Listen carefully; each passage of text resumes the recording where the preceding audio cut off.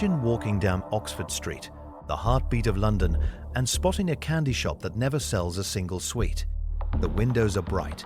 The sign reads Candy Co., but the shelves are empty, the doors never open, and yet the rent notice on the wall shows a figure that would make any landlord smile. How does a shop with no customers manage to pay a yearly rent that tops £150,000? The answer isn't sugar, it's something far darker, hidden behind the sugary facade. In the next few minutes, we'll step inside 3 of these ghostly stores, hear from people who have watched the mystery unfold, and uncover the financial tricks that turn a simple candy shop into a conduit for moving millions of pounds. If you love a good mystery, smash that like button now. It helps the algorithm find more stories like this. First, let's walk into the first shop on our list, a tiny storefront on Regent Street that looks like any other confectionery. The glass doors are shut, a closed for renovation sign hangs crookedly, and a tiny piece of paper taped to the window reads "Rent Due." Inside, the floor is polished, the lighting is on, but there are no candy jars, no shelves, no customers. A local shopkeeper, who asked to remain anonymous, told us that he has never seen a single footstep cross the threshold, yet the landlord still collects rent every month without delay. That raises a chilling question. Where is the money coming from?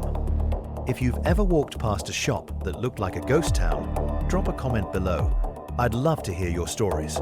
And stay with me, because what we discover next will change how you see every empty storefront on the high street. To understand how a shop can survive without sales, we need to look at the concept of a front company. Imagine a business that exists on paper, registered at Companies House with a glossy name, a registered address that matches the candy shop, and directors listed as nominee. On the surface, it looks legitimate, but its real purpose is to provide a legal cover for moving cash. A former forensic accountant, who prefers to stay unnamed, explained that in money laundering, the process is called layering. The money is funneled through a low-margin retail operation, then recorded as rent, utilities, or other expenses, making the illicit funds appear clean. The accountant illustrated this with a simple diagram.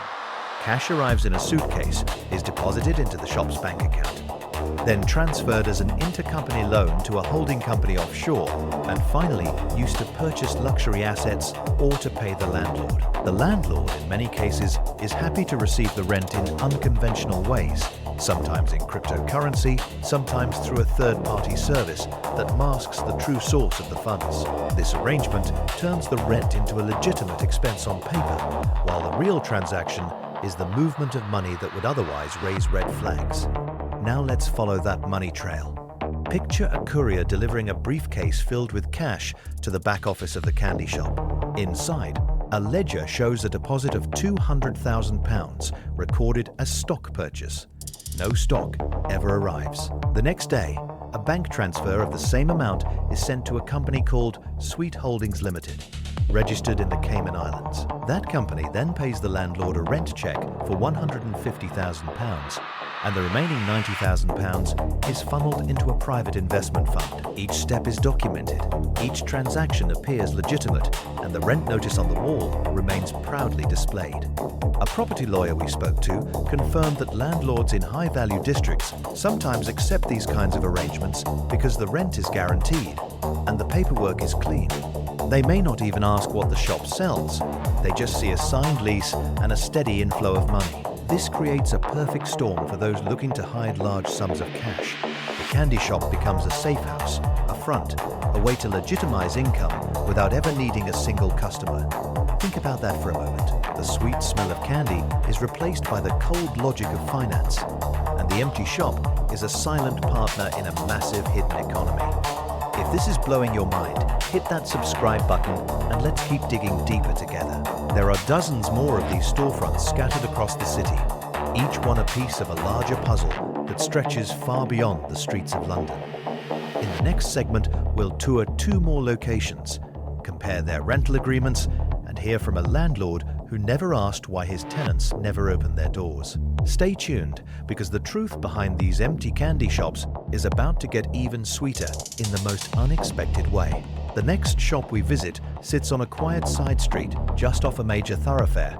Its facade, painted a glossy pastel pink, that would normally promise rows of bright wrappers and sugary treats. Instead, the display case is sealed shut with a thick strip of black tape, and a single sheet of paper tacked to the glass reads, "Temporarily closed. Renovations in progress." As we push the door open, we are greeted by the faint hum of an air conditioning unit and the smell of cleaning chemicals, not the sweet scent of chocolate or caramel. The floor is immaculate, the walls are freshly painted, and there is not a single candy bar in sight.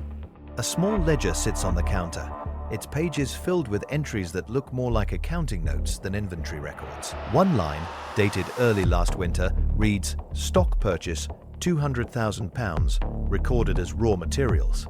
There is no accompanying receipt for any confectionery, no supplier name, just a generic reference to raw materials. When we ask the clerk, who is clearly instructed not to speak on the record, she simply smiles and says, "The shop is pre-opening and that the stock will arrive soon." The truth, however, begins to surface when we examine the lease agreement that was left on the back of the counter. The lease, a glossy 8-page document, is signed by a landlord who operates under a corporate name that appears on several other commercial properties across the city. The rent is listed as £150,000 per year, payable in monthly installments, with a clause that allows the tenant to make payments via direct bank transfer, check, or any other mutually agreed method. The landlord's contact details point to a small office in a business park, far from the bustling high street, and a quick search of the company registration reveals that the landlord is owned by an offshore holding company, based in a jurisdiction known for its secrecy laws. The lease also includes a provision that the tenant may sublet the premises, a clause that is rarely used in ordinary retail agreements but is a common feature in arrangements designed to obscure the true flow of money. Our second location is even more striking. It is tucked into a narrow alley behind a cluster of fashion boutiques, its neon sign flickering with the words, "Sweet Delights." The shop front is pristine, the windows spotless, and a small handwritten sign on the door invites passers-by to come in for a taste of nostalgia. Yet, when we step inside, we find a bare interior, a single metal shelving unit bolted to the wall, and a small safe tucked beneath the counter. The safe is open, revealing a stack of neatly bundled cash, bound with twine and labeled with dates ranging from early last spring to just a few weeks ago. Each bundle is marked with a different amount, ranging from £10,000 to £50,000, and each is accompanied by a handwritten note that reads, "Deposit, rent, March, deposit rent, April," and so on. The cash appears to have been physically delivered to the shop on a regular basis, a practice that would be highly unusual for a legitimate candy retailer, but makes perfect sense for a front that needs to inject physical money into the financial system. We managed to arrange a brief conversation with the landlord of this second shop, a man who prefers to remain anonymous, but agreed to speak on the condition that his voice be altered. He explains that in the high-value districts of the city, landlords are often more concerned with the certainty of payment than with the nature of the business occupying the space. When you have a tenant who can guarantee a steady inflow of cash, the paperwork looks clean and the rent is paid on time, he says. We don't ask what they sell, we just make sure the lease is honored. He goes on to describe how some tenants propose to pay a portion of the rent in cash, a practice that is technically permissible if the cash is properly recorded and taxed. We have accountants who will file the appropriate declarations, he adds. So from a regulatory standpoint, everything appears above board. What emerges from these two visits is a pattern that mirrors the classic technique of layering in money laundering.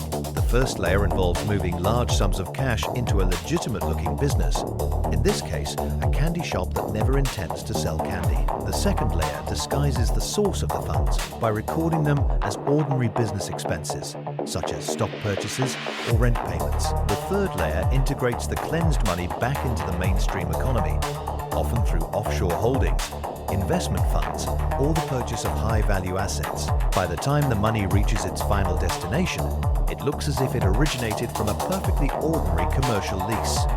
To illustrate the mechanics, imagine a scenario where a criminal organization earns a substantial amount of cash from an illicit activity, perhaps a smuggling operation or an illegal gambling ring. The cash cannot be deposited directly into a bank without raising suspicion, so it is handed over to a trusted associate who owns a chain of empty candy stores. The associate deposits the cash into the shop's bank account under the pretense of buying inventory. Even though no inventory ever arrives, the shop then pays its landlord the agreed rent, which the landlord records as a legitimate income stream. Meanwhile, the landlord's offshore entity receives the rent payment and transfers a portion of it to an investment vehicle that the criminal organization controls. In this way, the original illicit cash has been transformed into a seemingly legitimate flow of rent and investment income, effectively cleaned. Throughout the investigation, we have spoken with a forensic accountant who specializes in tracing such hidden cash flows. She points out that the use of retail fronts is particularly attractive because they provide a plausible source of cash that does not require a complex web of shell companies. A candy shop is innocuous, she says, and it gives you a ready-made excuse for why you are moving large amounts of cash on a regular basis. The key is that the shop never needs to generate any real sales. The rent itself is the revenue stream that legitimizes the money. She also notes that the prevalence of these empty storefronts has increased in recent years, coinciding with tighter scrutiny of traditional money laundering channels such as banks and real estate agencies. By shifting the focus to small-scale retail properties, criminals can exploit a blind spot in regulatory oversight. Another expert we consulted, a senior official from the Financial Crime Unit, explains that the authorities are aware of the phenomenon but face significant challenges in proving illicit intent. To prosecute, you need to demonstrate that the primary purpose of the business was to launder money, not to sell candy, she says. That requires a deep dive into financial records, lease agreements, and the actual flow of goods, or the lack thereof. She adds that in many cases the evidence is circumstantial, and without a whistleblower or a direct link to a known criminal enterprise, the investigations can stall. Nonetheless, the unit has begun to develop new analytical tools that flag unusual patterns, such as lease agreements with unusually high rent relative to market rates, repeated cash deposits that do not match sales figures, and the use of offshore holding companies in the ownership chain. As we wrap up our tour of the 2 additional locations, the picture becomes clearer. These empty candy shops are not simply failed businesses or whimsical experiments in retail. They are carefully constructed fronts that serve a very specific financial purpose. The landlords, often large corporate entities, benefit from a reliable rent stream and may be complicit, indifferent, or simply unaware of the underlying motives. The tenants, whether individuals or groups, use the storefront as a conduit to move, disguise, and integrate large sums of money into the legitimate economy. And the broader financial system, while increasingly vigilant, still grapples with the subtle ways in which everyday premises can be weaponized for illicit gain. If you've been following this investigation, you now have a glimpse into the hidden mechanisms that let money slip through the cracks of a market that looks, on the surface, as sweet as a candy shop. It's a reminder that not everything that glitters in a high street window is gold. Sometimes it's just a clever disguise for something far less innocent. What do you think about the role of landlords in this ecosystem? Are they unwitting participants, or are they actively facilitating the laundering process? Let us know in the comments below. Your insights could help shed more light on this shadowy network. Before we close, I want to thank you for staying with us through this deep dive into the world of empty candy shops and hidden finance. If this story has sparked your curiosity, consider hitting the like button and sharing the video with anyone who enjoys uncovering the unseen layers of our city's economy. And if you haven't already, subscribing will ensure you don't miss the next chapter, where we will reveal how investigators are using technology and data analytics to map out the entire network of front store locations across the capital. There's still much more to uncover, and we'll be back with more revelations that will change the way you look at the streets around you. Stay tuned, stay curious, and as always, keep questioning the ordinary.